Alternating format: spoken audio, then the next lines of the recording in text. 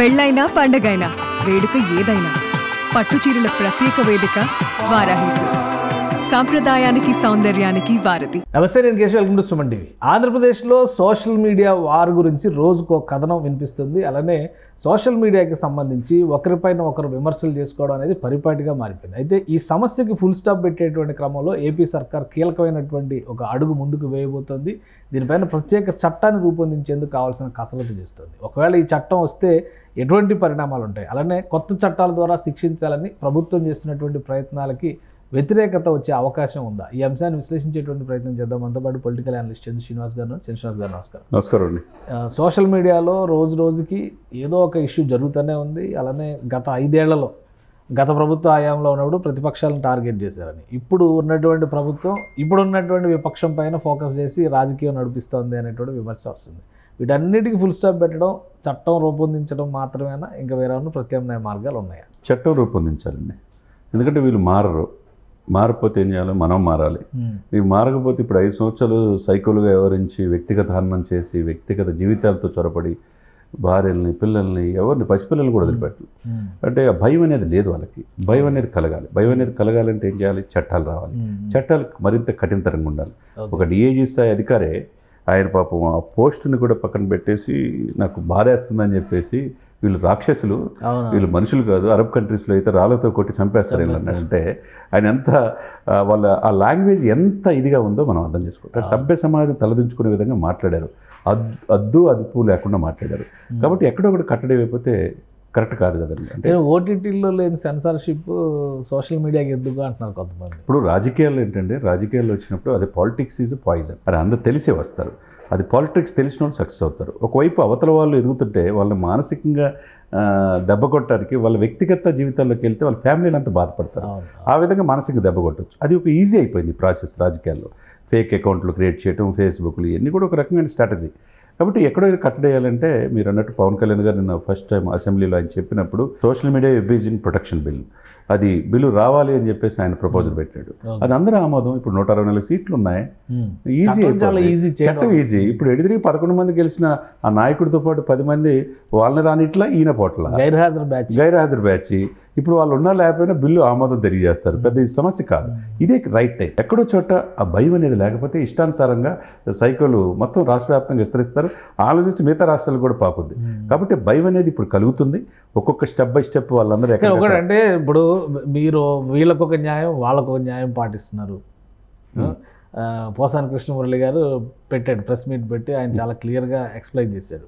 మరి ఈ కామెంట్స్ చేసిన మీ పార్టీ నాయకుల మీద చర్యలు తీసుకోరా, మా మీద చర్యలు తీసుకుంటారా, ఇట్లా వేరియేషన్స్ చూపిస్తున్నారు. నిజంగా అటువంటి విచక్షణ లేదా వివక్ష ఉందా? ఇది ఎక్కడ ఎవరు రాజేశారు ముందనేది ముఖ్యం. వైసీపీ అధికారులు వద్దు కదన్న ఉద్దేశంతో ఇష్టానుసారంగా వివరించారు. మమ్మల్ని ఎవరించలేదు, చట్టాలు పనిచేయాల. చివరికి రాజమండ్రిలో పవన్ కళ్యాణ్ గారిని వ్యక్తిగతంగా దూషణ ప్రెస్ క్లబ్లో బహిరంగ చెప్పేసి చిరంజీవి గారి ఫ్యామిలీని, అమ్మల్ని, పిల్లల్ని తిడితే పోసాని కృష్ణమల్లి ఒక్కడైనా మాట్లాడా? ఇండస్ట్రీ వాళ్ళు మాట్లాడలా, రాజకీయ నాయకులు మాట్లాడలా, కేసు పెట్టమని ఫైల్ చేయమని నాయకులంతా వెళ్తే ఎస్పీ ఒప్పుకోవాలా? చివరికి కోర్టు నుంచి ఆదేశాలు ఇచ్చినా కానీ కేసు పెట్టలా. 2 సంవత్సరాల తర్వాత అధికారం ఈ ప్రభుత్వం వచ్చిన తర్వాత నిన్న మల్టిపుల్గా 4-5 స్టేషన్లకు కంప్లీట్ ఇప్పుడు స్వీకరించారు. అంటే ఎక్కడో తప్పు ఉంది. ఇప్పుడు మళ్ళీ ఆయన ప్రెస్ మీట్ పెట్టి కూడా అదే మాట్లాడారు. TTD chairman, board member Shantaram గారు కూడా కామెంట్ చేశారు, టీటీడీ గౌరవాన్ని తగ్గిస్తున్నారు మీరు ఎలాంటి మాటలు మాట్లాడి. ఇప్పుడు ఆయన దగ్గర సలహాలు తీసుకోవాల్సిన అవసరం వాళ్ళకి లేదు. హిందూ ధార్మిక మండలి ప్రభుత్వానికి తెలిసి ఎవరెవరిని తీసుకోవాలో ఆయన ఉచిత సలహాలు మానుకొని ఇకనైనా ఆ సినిమాలనే లేవు, ప్రస్తుతానికి రాజకీయాలు మాట్లాడాలా. ఆయన నన్ను అందరిని లోపలేస్తున్నారు, నన్ను ఎందుకు వేయరనే ఉద్దేశంతో కనపడుతుంది ఆయనకి.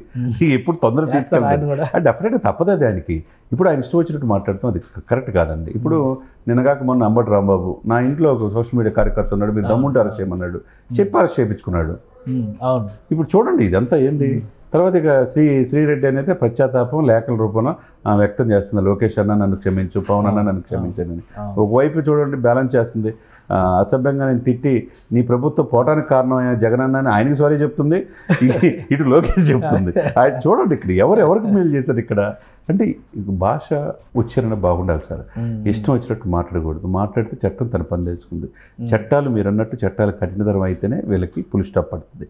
కాకపోతే వీళ్ళు ఇప్పుడు పరివర్తన లేకపోతే ఎటువంటి కండిషన్స్ ఉండొచ్చు. ఇప్పుడు కొత్తగా రాబోయే చట్టంలో ఆల్రెడీ ఐటీ యాక్ట్ ఉంది, ఇప్పుడు కొత్తగా భారత న్యాయ సంహిత మార్పులు చేర్పులు తీసుకొచ్చి కొత్త అంశాలను కూడా అందులో ఇంక్లూడ్ చేశారు. ఒకవేళ social media abuse protection act అనేది కనుక వస్తే ఎటువంటి అంశాలు అందులో ఉండొచ్చు? డెఫినెట్గా ముందు రౌడీ షీట్ ఓపెన్ చేస్తారు. రౌడీ షీట్ ఓపెన్ చేస్తే సోషల్ మీడియాలో ఇలాంటి పోస్టులు పెడితే రౌడీ షీట్ ఓపెన్ చేయడం, సోషల్ మీడియా రౌడీ సైడ్ అదే అవుతారు. రౌడీ షీట్ ఓపెన్ చేయడం. నెక్స్ట్ వాళ్ళని సామాజిక బహిష్కరణ, వాళ్ళని ఇప్పుడు చూడండి కొంతమందిని నగర బహిష్కరణ చేస్తుంటారు. ఎక్కడి నుంచైనా పెడతారు కదా. ఇప్పుడు హైదరాబాద్లో అలర్ట్ చేస్తారని విజయవాడ పంపిస్తే విజయవాడ నుంచి కూడా పోస్ట్ పెడతారు. ఎక్కడ పెట్టినా వాడికి మూలాలు తీస్తారు కదండి. ఇప్పుడు రౌడీ షీట్ ఓపెన్ చేయడం అంటే కేసుకి అతను పూర్తిగా అతని జీవితం అంతా అతను రాజకీయ జీవితం కదా ఏదైనా కాదు ముడిపడి ఉంటుంది కదా. కాబట్టి అతను ఏమీ రాజకీయంగా ఎదగడానికి అవకాశం ఉండదు. ఇంకోటి 3 ఇమీడియట్గా అరెస్ట్ చేసి నాన్ అవైలబుల్ సెక్షన్స్ కూడా దీన్ని ఇంక్లూడ్ చేసి శిక్షలు కఠినతరం చేస్తారు. కాబట్టి వాళ్ళు పరివర్తన తీసుకురావడానికి ఇప్పుడు రకరకాల ప్రయత్నాలు ప్రభుత్వాలు చేస్తాయి. అంటే జగన్మోహన్ రెడ్డి గారు సవాల్ విసిరారు, నేను పెడితే నన్ను అరెస్ట్ చేయండి దమ్ముంటే చూద్దాం అన్నారు. ఇప్పుడు ఆయన చట్టాలు, ఆయన కేసులు ఉన్నాయి. ఆయన మీద కూడా 33 కేసులు విచారణ జరుగుతున్నాయి. ఆ చట్ట ప్రకారం ఆయన ఏ రోజైనా అక్కడ పిలిస్తే వెళ్ళాల్సిందే. ఈడీ కేసులు ఉన్నాయి, 40,000 కోట్లు అటాచ్ చేసిన కేసులు ఉన్నాయి. 33 కేసులు, 21 కేసులు క్రిమినల్ కేసులు చాలా తీవ్రంగా ఉన్నాయి. ఇప్పుడు కూడా స్టిల్ మాజీ ముఖ్యమంత్రిగా ఉన్న మాజీ ముఖ్యమంత్రి అని ఇప్పుడు కూడా బెయిల్ మీద ఉన్నాడు ఆయన. కాబట్టి ఆయన చట్టం తన పని తను చేసుకుపోతుంది. ఆయన అరెస్ట్ చేసినంత మాత్రాన, అరెస్ట్ చేయమన్నంత మాత్రాన సెంటిమెంట్ కోసం వీళ్ళు అరెస్ట్ చేసే పరిస్థితి లేదు. ఆయన మూలాలు ఎవరైతే ఉన్నారో ఆ లేయర్లు ఫామ్ అయి ఉన్నాయి. ఎవరు జగన్మోహన్ రెడ్డి గారు చుట్టూ ఆ లేయర్లన్నీ తీసేస్తున్నారు.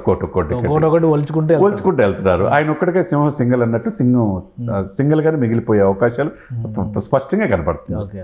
అంటే ఈ చట్టాన్ని రాజ్యాంగబద్ధంగా ఎటువంటి ఇబ్బందులు రాకుండా నెక్స్ట్ వీళ్ళు కోర్టుకు వెళ్తారు, దాని చట్టబద్ధతను ప్రశ్నిస్తారు. ఎందుకంటే లాస్ట్ టైం 3 రాజధానుల చట్టం వాళ్ళు చేయగానే వీళ్ళు వెళ్ళారు కదా. సో సేమ్ అప్లై చేసే అవకాశం ఉంటుంది. సో చట్టబద్ధమైన సోషల్ మీడియాకి సంబంధించి ఇటువంటి నియంత్రణలు తీసుకురావడం ఇది భావ ప్రకటన స్వేచ్ఛకి ఏమైనా ఆటంకం? ఇక్కడ భావ ప్రకటన స్వేచ్ఛ ఉండదండి. భావ ప్రకటన స్వేచ్ఛ ఉంది కానీ జడ్జిని కూడా వదిలిపెట్టలేదు. మాజీ ప్రధాన న్యాయమూర్తిని కూడా వదిలిపెట్టలేదు. ఇప్పుడు నిన్న న్యాయమూర్తి ఠాకూర్ గారు ఇచ్చాడు, హైకోర్టు చీఫ్ జస్టిస్.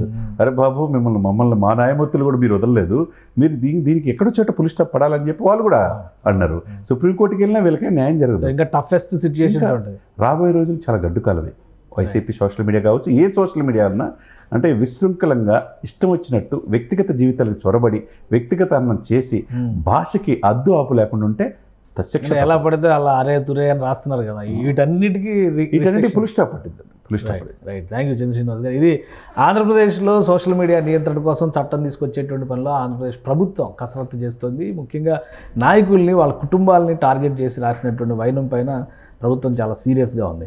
సో కొత్తగా రాబోయేటువంటి చట్టంకి మరింత పవర్స్ ఉండేటువంటి అవకాశాలు కనిపిస్తున్నాయి. సోషల్ మీడియా రౌడీలుగా డిక్లేర్ చేసి రౌడీ షీట్లు ఓపెన్ చేసేటువంటి ప్రమాదాలు కూడా ఉన్నాయి. గౌరవప్రదమైన, సంస్కారవంతమైన, నిర్మాణాత్మకమైనటువంటి విమర్శలకు ఎలాంటి ఇబ్బందులు ఉండవు, కానీ పరిధి దాటి వ్యవహరించే వాళ్ళకి మాత్రం తాట తీయడం ఖాయం అని చంద్ర శ్రీనివాస్ గారు విశ్లేషిస్తున్నారు. ఇది special discussion. Keep watching. Suman టీవీలో మీ పర్సనల్ అండ్ బిజినెస్ ప్రమోషన్స్ కోసం కింది నెంబర్కి కాంటాక్ట్ చేయండి.